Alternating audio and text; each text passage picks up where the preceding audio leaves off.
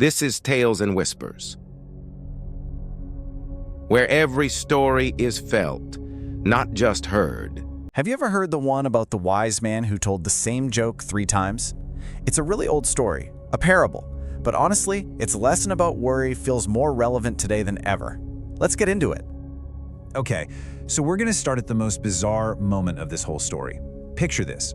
A wise old sage is standing in front of a huge crowd. He's just told a joke, and crickets.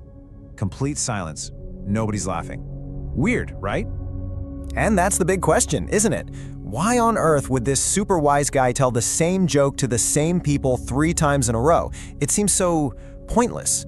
But trust me, the answer to that question is the key to everything. So after that 3rd time, you can just imagine the vibe. It's not angry, it's just super awkward. Total silence. Everyone's just kind of looking around at each other, then back at the sage like, what is happening? The joke is officially dead. Okay, to figure out why he did this, we actually have to hit rewind. See, this whole joke thing wasn't random.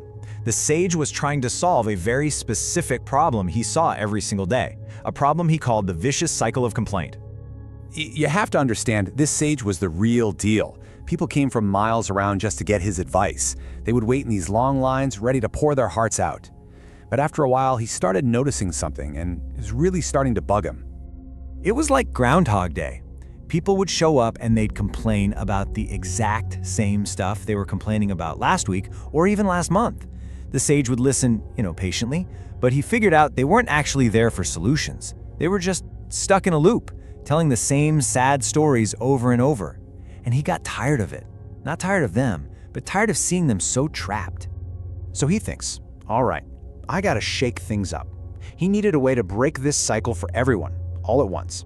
So he gets the whole town together, tells them he's got something really important to share. And this is where his little experiment begins. So he gets up in front of everybody, and instead of some deep, philosophical speech, he just tells a joke. And it's a good one. The whole crowd just bursts out laughing. I mean, real, genuine belly laughter. For a minute, all their worries just disappeared. It was this amazing shared moment of joy.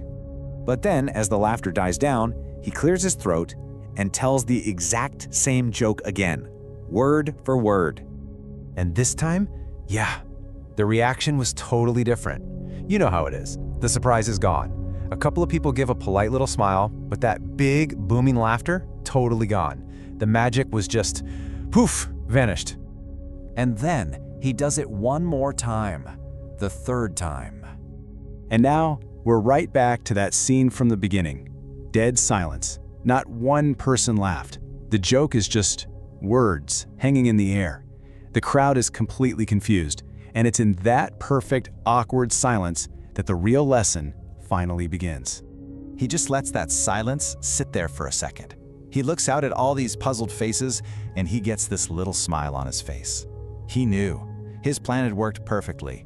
He had them right where he wanted them, ready for the one question that was going to change their whole perspective.